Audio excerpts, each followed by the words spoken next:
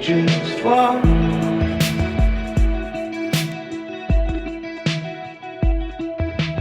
I don't mind. I'd rather not be. So, Ben, what I would love for you to do is introduce yourself Sure, yeah. to us about your business, et cetera, and a little bit. Well, Linda, I am Ben Stanger, founder and CEO of Greenbox Compost. We are a commercial organics hauler and composter, so we pick up food waste from homes and businesses and compost it, turn it into high quality, soil. So composting isn't easy. Well, it depends on what you want to call composting and who's doing it. But yeah, it can be hard. Yeah. My experience stinks. Yeah. Literally. Yeah, well, there you go. That's what we try to avoid. Well, the biggest one that never breaks down is eggshells. Eggshells, yeah, I've heard that. And avocado skins and peels. Don't break down either. Yeah. People have a lot of issues with those, I've heard. But I noticed that you even take chicken, like meat and bones. And of course, I never do that. Yeah. You shouldn't probably in your backyard unless you're really, really diligent. You shouldn't do that. We just have a very efficient process, We have a big industrial scale composter with a large scale mixer at the beginning. So picture a big scary blender. We put in all the food waste along with our carbon source, which is wood chips, cardboard, and straw. And we grind and mix that all up until it's the perfect ratio. And then it goes into a big rotating drum. I call it a in-vessel rotating drum aerobic composter. I'm trying to make an acronym for that. I keep talking to people about it. I'm like, okay, I need to make an acronym. I never sit down and actually do it because I need one for that. But through that process, we just have, we get really high temperatures, which kills off pathogens and, seeds from weeds and stuff like that. And also we're in a big building in a big vessel.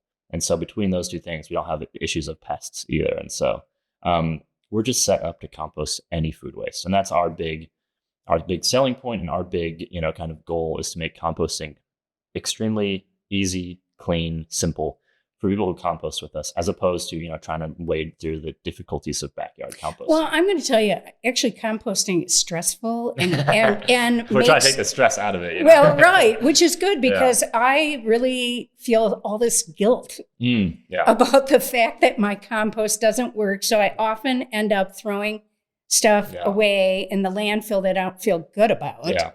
And yet so I'm really excited about this being in this region. Yeah. But what brought you to this idea? Yeah, well, I guess the full answer is my family, I've always grown up, or I grew up gardening. Our family composted because of that. And so when I was younger, I just assumed that was just was what you did, and we were never super diligent about it, but we were vegetarian. We composted all the fruit peels and veggie scraps and everything. And we put those back into the soil. So I just had that kind of background, knowledge and assumption. And as you get older, you add layers of complexity to the world and you realize people don't do that. And when I found that out, I was shocked. Why? It seems so simple. And then you add more layers people don't have time, they don't have energy, they don't have money, they don't have the knowledge. And then, I remember being in high school and talking with my dad actually, and we were could this be a business? Would people be interested? At the time, it was nah, nobody would pay for that. That's crazy. Fast forward, go to college, get a degree in physics. I have no idea what I'm going to do with. And then I end up working in Chicago for about the past 5 years. In the first few years, I was doing other sustainability focused jobs. And I always knew that was a big priority for me, is sustainability in some form or the other. And then I ended up seeing my former employer, which is a composting company in Chicago. And I worked there for about 2 years, and we just grew so quickly. We quintupled in size in under 2 years. Went from 700 members to 3,500. Oh, wow. And it was crazy. I was like, wow, people care, people are interested. They just need a way to do it, Pandemic hits, I'm getting stir crazy. I want to do something for myself. I want to figure out a way to help, create a larger scale program, because my big issue with what we're doing in Chicago is I couldn't figure out the path to working directly with the city. And that's our big goal at Greenbox, is to eventually not work with individual residences, but, larger municipalities as a whole. And that's where you start seeing real impact and, real metrics and real savings too for communities. So that's our goal. And, I was thinking about it and I was like, I think Madison is a good place for it. I know I'm from here. I know the general like vibe, the kind of climate, people, the way people think. And I think we could get enough people interested to kind of have that be the first step to a larger, large scale program where we have universal composting. And so, January of 2021, I was in the car with my dad. I was venting about all these things. He's like, you should just do it. I said, you know what? You're right. I'm going to do it. And then in June of 2022, I quit my job. I moved back into my parents' basement. I was there for about a year after that. And I started just trying to put all the pieces together.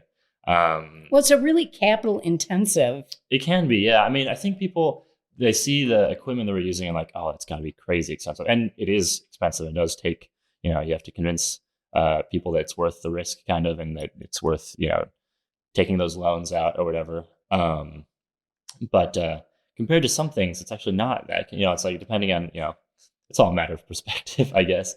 And, we're trying to invest in that back end infrastructure to make those larger scale programs possible.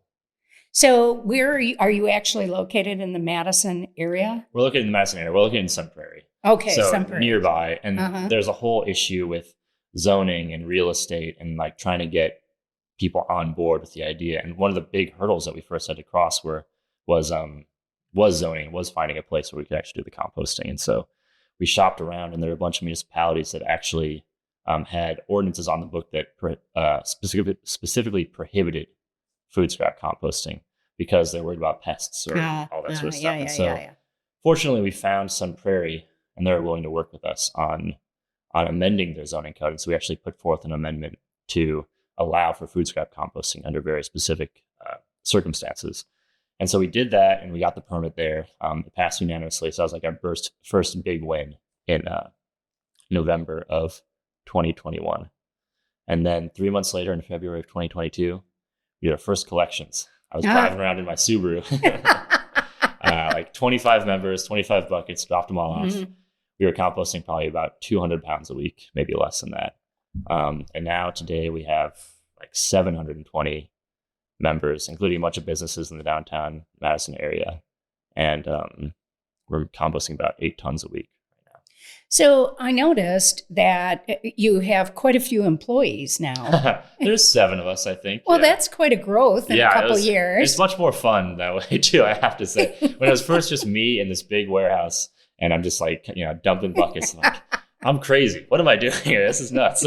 But now there's other people kind of in on the nutsness. You feel a little bit less crazy.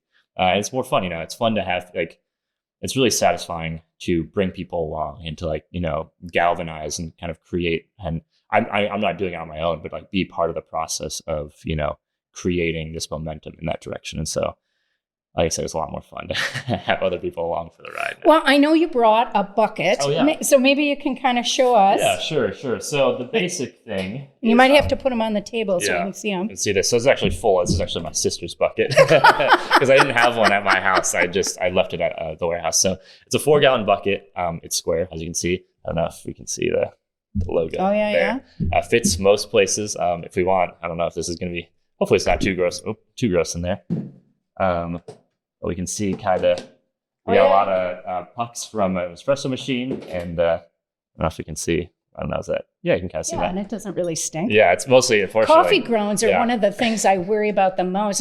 In the summer, I'm dumping them on my tomatoes and different things, right? But, they don't break down as quick as you think. Well, the nice thing about coffee grounds, at least, a lot of pests aren't super interested in them. Okay. And you can kind of put them directly in the soil. We love getting coffee grounds. We work with a few coffee shops, including Wonder State and Alice Good in Verona, and another one that I'm blanking on right now, unfortunately. I'm sure it'll come to me at some point. Darn. Hodgepodge, also in Verona. Oh, Hodgepodge, of course, because they're very environmental. Yeah, they're great people. We love. They've been an early adopters, so we like them a lot there. But so we love getting coffee grounds. They're fun. So how often would you pick that up? So we pick up this bucket. I guess I can show it again. We can leave it up here for a second so people can see. We pick this bucket up every other week. Oh, because I think I would be full. Well, and then you can get two Very if you full. want. It's a little bit more expensive, but it's not double the price. Yeah. But we pick these up every other week. I'd say 80% of members don't actually fill this bucket up. Really? Over the course of, because people, people cook a lot, but it's like, I think a lot of people like also in using this, they think about their waste more and like gets them to actually waste less food, which is great. So it's like, that kind of saying, whatever is tracked can be improved or something like that. Or I thought you were going to say waste not want. Well, waste not want, not that too. Yeah, well, whatever kind of little thing you want to say. Idiom, exactly.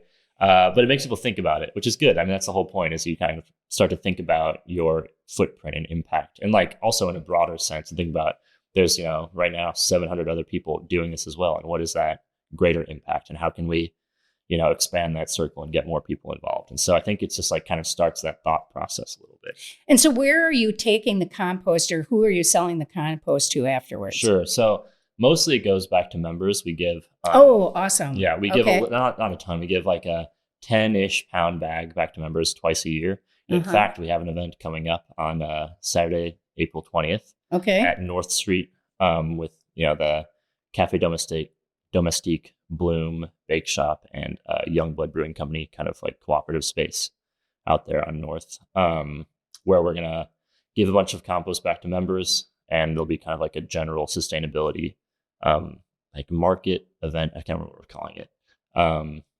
So if you're in the area, come by, say hi, and see all the other cool organizations doing their thing around Earth Day as well. Yeah. And this is on the 22nd? 20th. 20th. Saturday the 20th. Okay, the Saturday. Monday is the 22nd. Okay. We got other events going on that we're going to be at, but this is our first event that we're hosting. Okay. Our first annual sustainability fair market. I can't remember the title. It's just terrible. But it's at North Street. I know that. Yeah. So, and I know you brought something else. Yeah. This is actually from my home, so you can maybe pick apart what we've been eating. But this is an optional add-on people can have. It's just a countertop caddy. And you just take these, we can compost compostable liners, as you can see here. You just take this out, bag it up, and put it in this bucket. And then it makes things really clean and easy. And so we use this at our home. We can see, I don't know, what do we have in here? Anything gross? We take so you cartons. take, okay. So we take egg cartons and pizza boxes outside of people's buckets. Okay. Because it's good carbon for us, and you can't recycle either of them, actually. Oh, I'm fairly sure you can't recycle egg cartons. But I know pizza boxes you can't. I know you can't do that. Yeah. Okay. I should know the recycling a little better. But yeah, so we got this there. But that's completely optional. People don't need to do that. It's like costs an additional $12 one time, and then it makes things a little bit cleaner for some people. Yeah. So what has been your biggest learning? I think, I know a decent amount about composting, generally like the art of composting. And I'm trying to learn more about the science. And, we just actually hired somebody to do more of the science, like soil science and testing. And so I can really nerd out about that stuff. And so I want to learn more about that. And there's just so much to know. And I know I'm not going to have enough time, unfortunately, know it super well, but hopefully somebody in the organization will be a pro and they can kind of, teach the rest of us as we're learning that. But I think the biggest thing is about on the business side, there's just so many little tiny things to keep track of always, from, insurance to taxes to payroll to whatever other, so many random things, that, I think what I've been telling people is there's no one particular thing about running a business that's incredibly hard. It's all of the myriad of different things, and switching tasks constantly. I hear you. Everything. I'm sure you know. And so it's just wow, so much, and all the unknowns, things that just pop up. And oh, okay, I have to deal with that now. So I think just being flexible, and also being comfortable not knowing, and just figuring it out, which is I like to know, and so being comfortable with okay, there's going to be something that's going to come up, and you're just going to have to adapt. And that's just the reality. I think it's been a good lesson for me. Yeah. Well, physics. Yeah. Maybe there's something there. Well, actually, physics is really creative. I mean, I think so, especially once you get into some of the, like the more mathy problem sets and everything. Yeah. Unfortunately, I have to say, I've forgotten like everything since because I never really used it outside of college, and it's been like 8 years now. So it's been long enough that, you don't use it, you lose it. There's another idiom for you. Well, I'm going to take a second to bring this down. Sure. And so our connection is through the Dane County Food Collective. Yeah, we love them. We just had a meeting earlier this week with them. Yeah, and the Dane County Food Collective partners with the Layered Onion, and we're promoting, or I shouldn't say promoting, publishing a journal on mental health, art, and literature. Yeah. And one addition we added was culinary art. Yeah. And a big component of that, of course, is this whole idea that art can be healing and that we need to really think about our food as a part of the healing process. And I think one of the barriers for a lot of people is when they think about using vegetables and a lot of different things. It is about, first, how do I cook with it? Second, what do I do with it? Yeah. And then the waste. And so it's a whole process. Yeah. And so I mostly cook. We go out to eat, not very often because I have a lot of allergies. So I do most of my own cooking, but I have to say that the composting piece has been something I've never mastered. Yeah, it's hard. And, I'll say cooking is still, I try. I'm okay, but it's not always my forte, especially taking the time to do it. Lately it's been busy. But like one of the things I think about is, that end of life of food, but also I was just talking to somebody this morning about how, soil that's so important, obviously, to food and good food is made up of old, dead things, food that's been eaten and, goes back into the earth. And that is really how I see Green Box fitting into that whole picture, is like the, bringing around that energy from that food creation back into the growth and like returning that back to the soil and what that allows you to do with the creation of really high quality, good food, which is, healing for people, as you said, like food as medicine to a degree, and like how, and even like food as connection and all those things, like connecting to where you are, but also the people around you, sharing meals, and how we can be kind of, forgive the metaphor, the soil for that, the fertile ground for that to take place, is like how I view Green Box and what I think I really want to, like why I'm interested in this is like how that can help foster like kind of the ground that a community like that can thrive in. Yeah.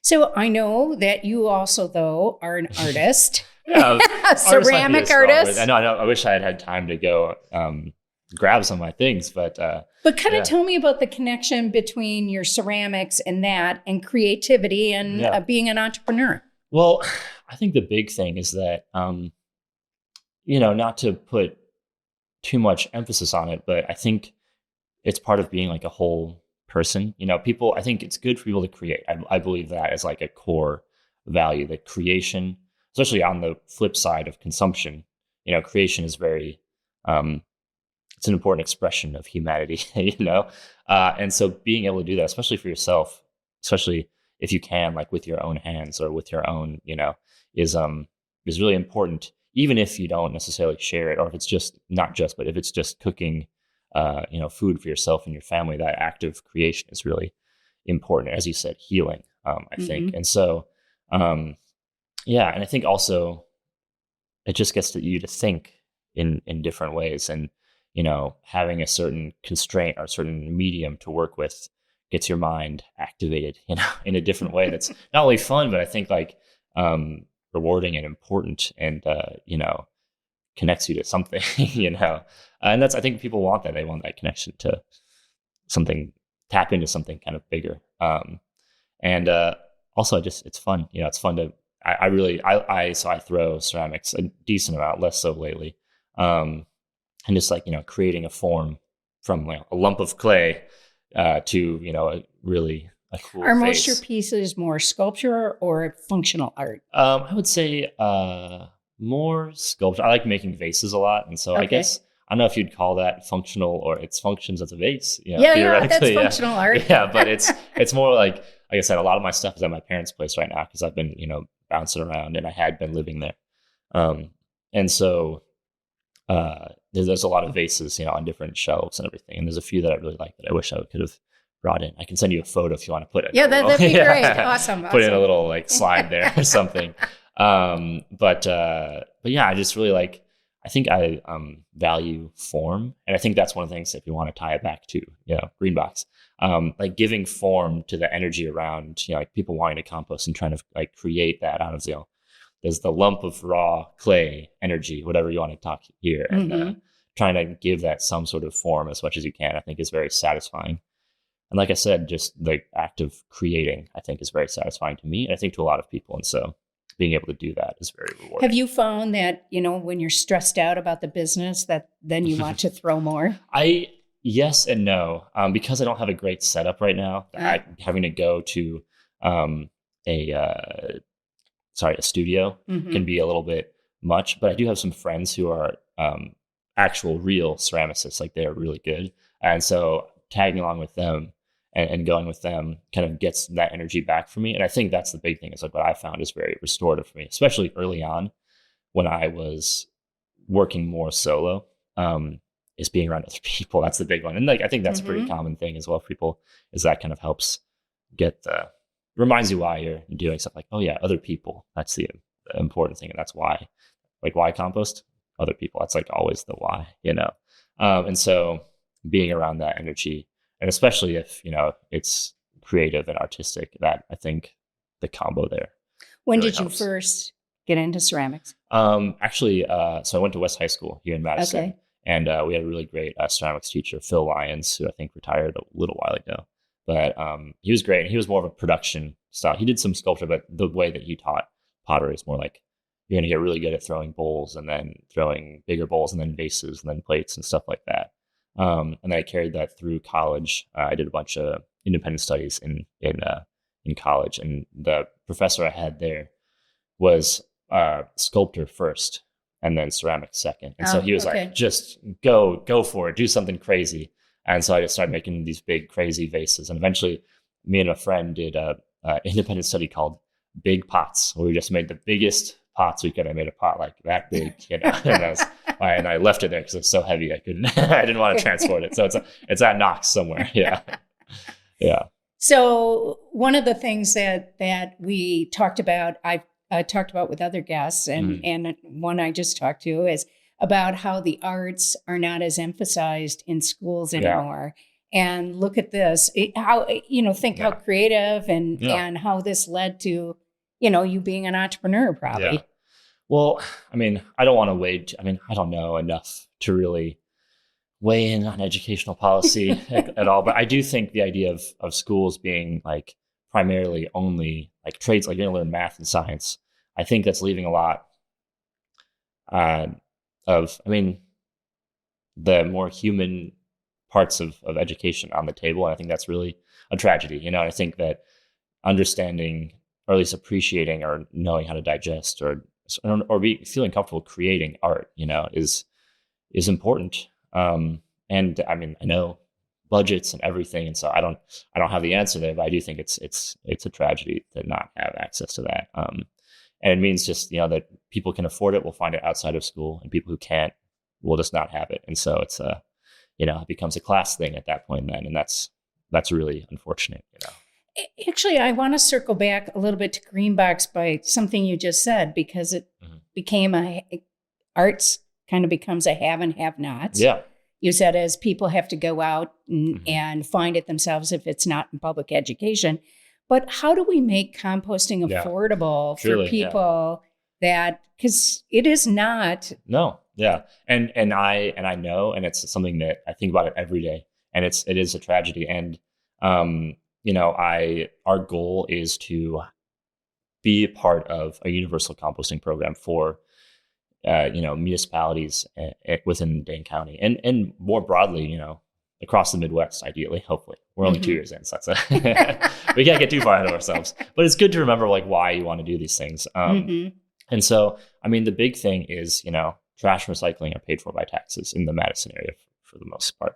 And so, trying to make composting part of that. And right now, again, we're 2 years old. We don't have the equipment, the infrastructure, the, budget to make that possible. But as we grow, trying to start these small steps with municipalities to make it more accessible for people. And fortunately, we have actually a recent success along those lines in cool. The village of Oregon. They just passed. Yes, yeah. It's a small step, but like I said, a bunch of these small steps will eventually, amount to, hopefully, over the long term, a universal composting program. And so we have a program with them where they will subsidize 50% of up to 100 members in the village of Oregon to compost with us. So it lowers it from $26 a month to $13 a month. We cover another $3, and then the village covers $10. And so for a year, hopefully we'll have a good number of people in the village of Oregon. And hopefully in a year, we'll be able to make it bigger, But for now, it's a small win, and, it's 50% more affordable than what it was before. And hopefully it does narrow that, lower that barrier to entry at least a little bit for people. And it can be a model to be emulated around, Dane County. So more programs like that, hopefully in the short term, and then longer term, universal composting. Right. Yeah. Is there a community in Wisconsin that's doing universal composting? No, not yet. There's a few places in like suburbs of neighborhoods in Milwaukee where they have kind of similar program to the one I just outlined with Oregon. But right now, no universal composting. There are on the the West Coast. There's free opt-in composting in the Twin Cities, or maybe it's just Minneapolis. It might just be Minneapolis. It's not universal, but you can opt in for free. And then, the East Coast is also making strides in those areas as well. So it's nice. I tell people we don't have to actually reinvent or invent anything. We can just kind of follow the trajectories of the coasts and just try and learn lessons from them and then apply them here. So it's exciting. We get to kind of repurpose stuff like that. So what do you feel like are the biggest barriers? Sure. So I think it's, let's see, kind of like three big things. Funding. It's always funding, especially at our stage right now. If we want to try and do, a subsidized program, the municipality has to have funding. And, we do what we can, but we're small. Mm-hmm. We're growing all the time, Again, 25 members 2 years ago, 700 now. But we only have so much. We can give a lot of energy, but we don't have a lot of money to put into it. But we can provide the energy and the knowledge. So it's funding from municipalities. And then on our end, the biggest barrier for municipalities wanting to get involved is lack of infrastructure. And that's the problem we're trying to solve, is funding the development of this infrastructure through this collection program. And I think that's one of the things I'm really trying to highlight with our members. Excuse me, I need to take a little drink here. Is the fact that opting into a program like this is actually opting into trying to create that momentum for larger scale composting, because we're reinvesting all of this back into our back end infrastructure to allow us to compost more and more and more affordably, so that we can take on these larger projects with municipalities. And then the final one, which is a little bit kind of an issue for a later day, is creating markets for finished compost, because there's so many applications, especially in the Dane County, Madison area, because it's really good at erosion and stormwater runoff control and binding phosphates and nitrogen, all the things that create all those terrible algae blooms in the lakes. So if you care about the lakes, you should really care about applying compost in the right places to keep those keep those things from getting into the lakes, and also replacing fertilizers and such with compost, as opposed to nitrogen phosphate fertilizers. It's just way better for the planet and for, more specifically, the lakes. So So let me ask you this: as you think about the future, what I'm hearing you say, you want to grow around this area. Yeah. But what is your dream? Yeah. And for really what I was just telling somebody this earlier today, my goal for Greenbox is to be the place that municipalities and counties can go to be like, okay, we have 10 residents right now. In 5 or 10 years, we want to have universal composting. Help. And we'll go in and be like, okay, this is what we learned in Madison. And we'll go in and we'll start as, private. We'll try and get a bunch of businesses on board.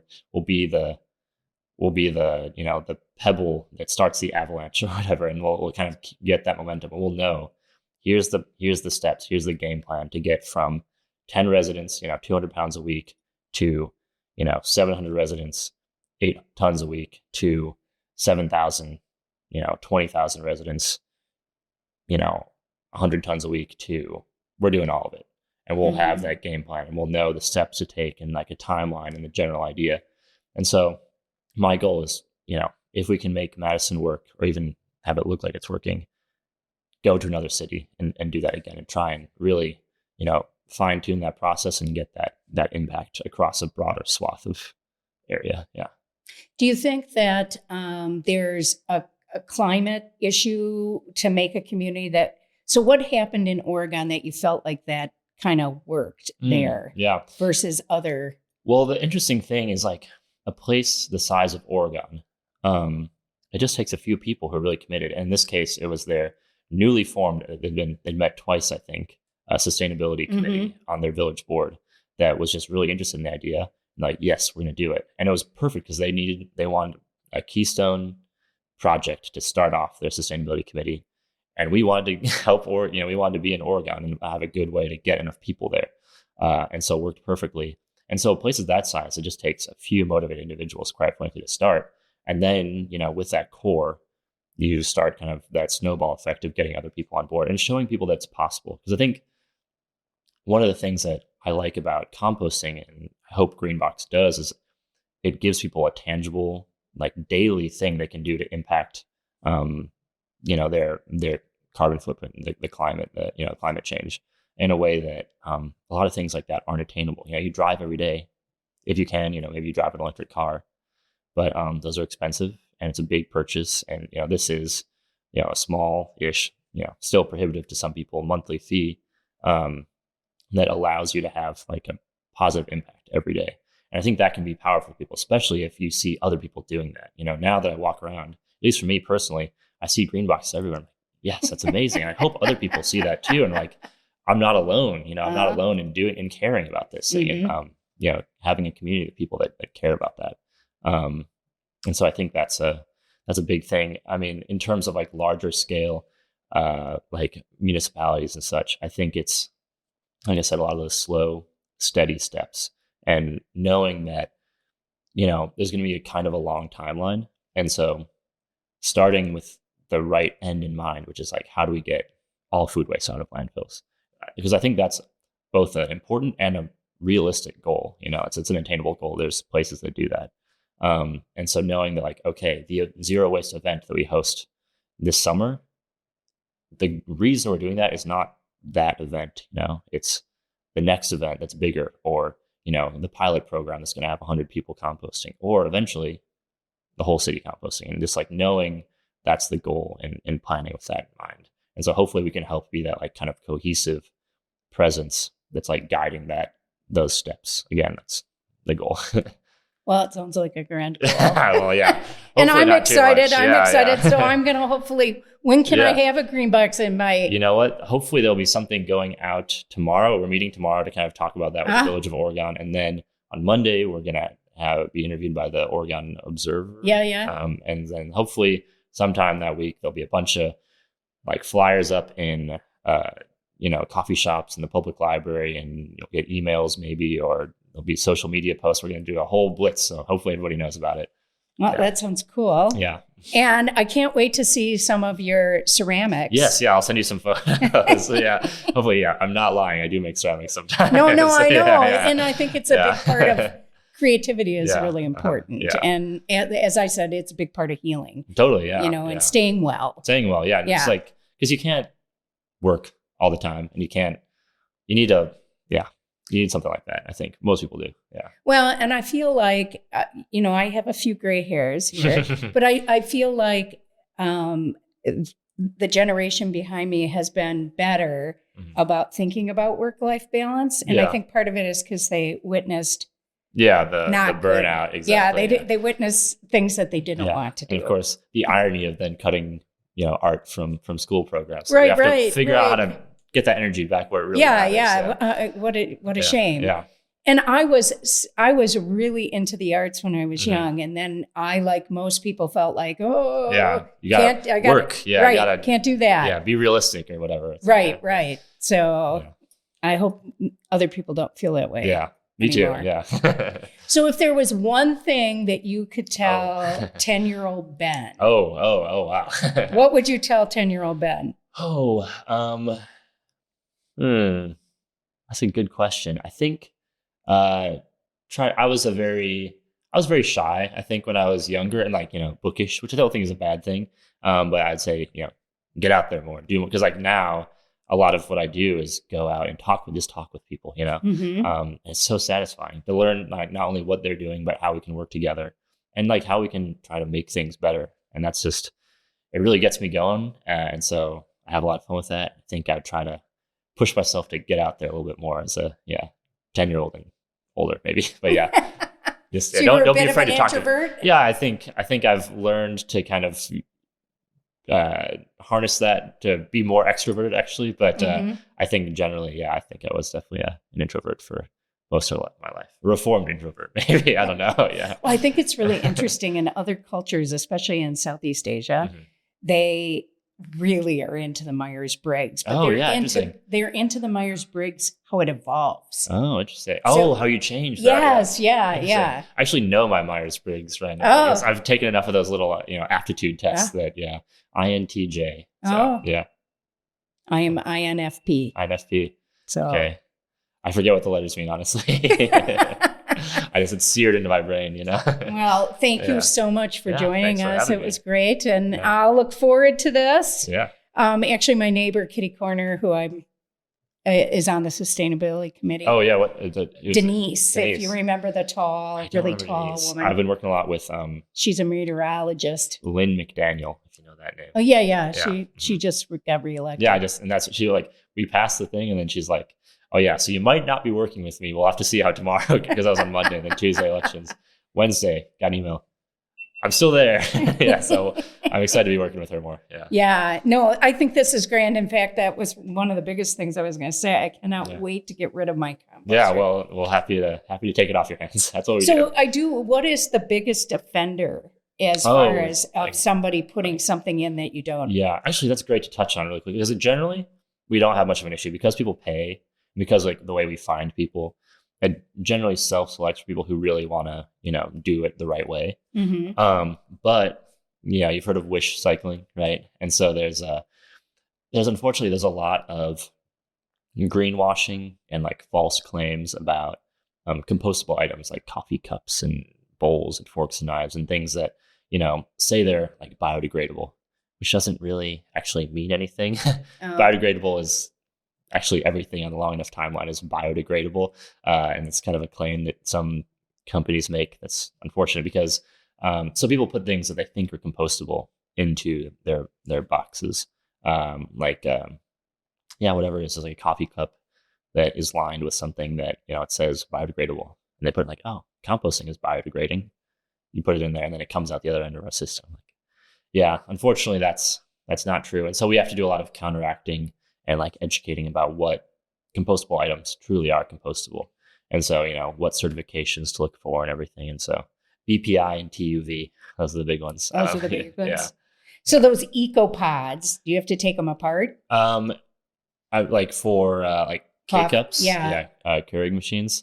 It depends. I think some of them actually are. There's some that are made of coconut. Yeah, right. Shells. And those are okay. I think there are some that just come out the other end. And the thing is there's so many. It's hard to know which ones. And we only get the spent pod, we don't see the box they came in. And so it's hard to counteract that. So we do that. And then we do sell some compostable items to try and I know it's a bummer that this item isn't compostable, but we have this one to give you. So hopefully we can kind of like what would be swap an out. example of that? Like for the K-Cups, there's a company, Metropolis Coffee out in Chicago. They started making compostable Nespresso pods, like the Nespresso Classic or whatever. So we just started. We're in the process of starting to offer those to people if they have Nespresso machines, and we use those internally at our warehouse for the coffee. And then just like we work a lot with a company called Eco Products that has really good compostability. And they're really good at working with us. I know I can call our rep like anytime, and they're answering questions, and we've composted all their stuff. And so, just like bowls and plates and cups and everything, we offer those. I went back to just regular, with a coffee grinds, and that's so that I could better. get out of because I was This Eco Pods, and then I thought, I don't know if those are really working. And that's a great instinct, I think, to have. Question is this too good to be true? So then I just and I can use it on my tomato plants and my Perfect. herbs and whatever. So it works fine, but I decided, just kind of look for your opportunities. Totally, yeah. If my machine broke, Yeah, time to call it quits on that right, one. Right. I mean, at home we use just drip coffee ourselves. So can't beat the classics, right? Right. So, well, thanks, Ben. I really appreciate it. Yeah, no, thank you. Great. Well, great. And I do want to let you know that I don't know if you're going to do anything with Kickback Cafe, which is the coffee house downtown in Oregon. Oh, I think we're trying to figure out how to get not bigger, but like businesses on board. We're going to have our gallery, a gallery there. Cool. And so the thing that they do that is really amazing is they're a neurodivergent. Yeah, actually, I just was there one time, kind of like in the last month or so. Yeah. So they would be a great. We'd love to have them. So I'll show up to that event, and maybe we'll just we'll chat with them or something. Yeah. Well, April 27th, we're having awesome. an event there. So do you know what time? Noon to 4. Oh yeah, I can make that. Okay. This is all the Earth Month events. Everything happens in April. It's like trying to fit it all in, but I can make that. Yeah. All right. Awesome. Well, thank you. Yeah, thank you. Could we just walk?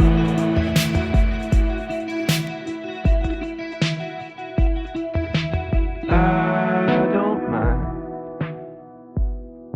I'd rather not be.